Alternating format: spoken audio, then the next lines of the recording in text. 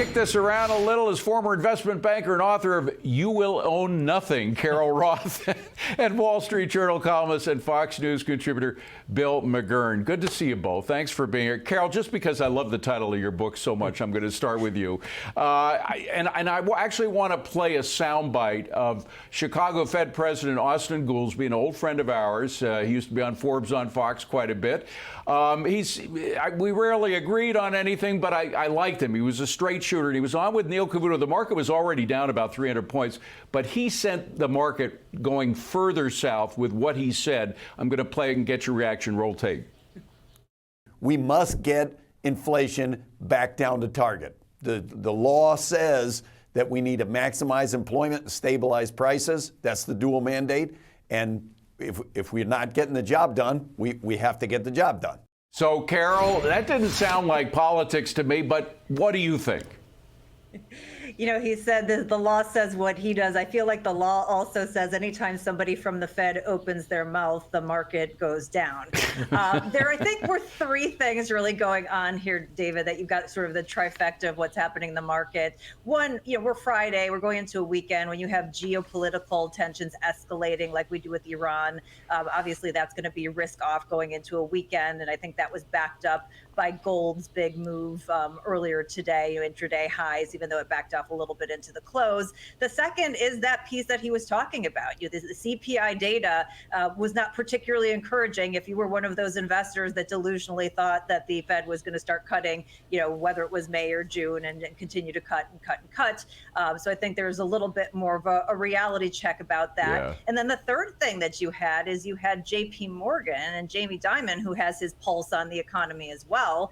And he did not give the rosy guidance for the rest of the year that I think everybody was expecting. So with all of those sort of notes about the economy and geopolitics, I think you had the perfect storm. And Bill, the bottom line for Jamie Dimon is you just can't be spending all this money without having an inflationary effect. I mean, it's got to have an effect with all these trillions of dollars. It was deficit spending in the first place that caused all the problems we're having with inflation, and that was caused by all these spending, these trillion-dollar spending plans of the president. I think the Biden administration's political problem, they have an economic problem, is they first denied it, then said it's transitory, then said it's going away. Yeah.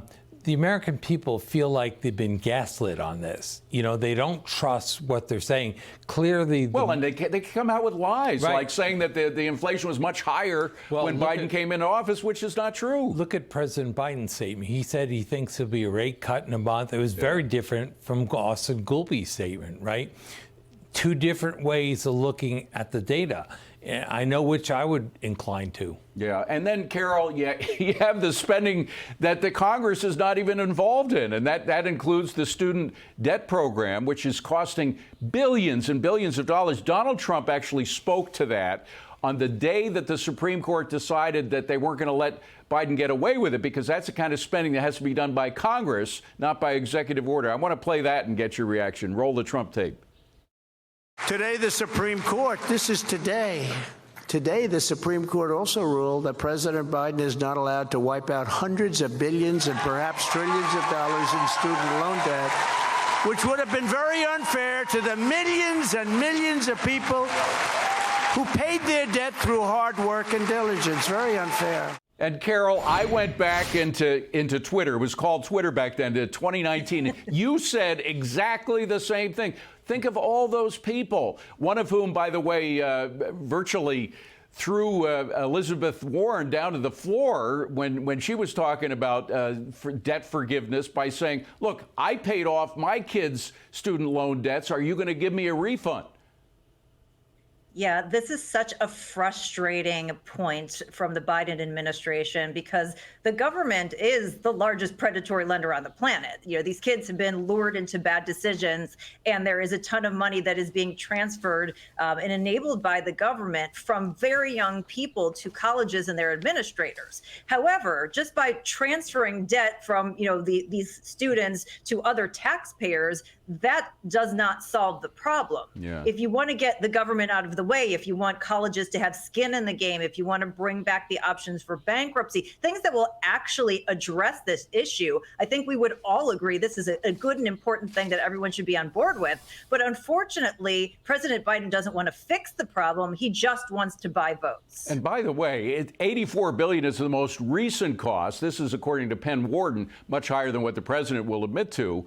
But Bill McGurn, the cost could be up to $600 billion already if you include this most recent debt forgiveness. The president, this is according to Maya McGinnis from the Committee for Responsible Government. She said the president has already spent more than $600 billion on debt cancellation, which is as much as the federal government is slated to spend on K through 12 education for the next decade. That is not something a president should be doing. No, I think the Supreme Court's going to intervene again because nothing has changed. He just is relying on another law to do it, but the logic is the same. And I agree, it's just a vote buying exercise, but it alienates votes because, again, my family, my brothers and sisters and I all took out loans and paid for it. Right. Some of our children took out loans, we're all paying for it. People go to Roth to pay for college. Absolutely. You know, what does it say to them? And I think they're paying attention. And the audacity to continue to break the law. I mean, our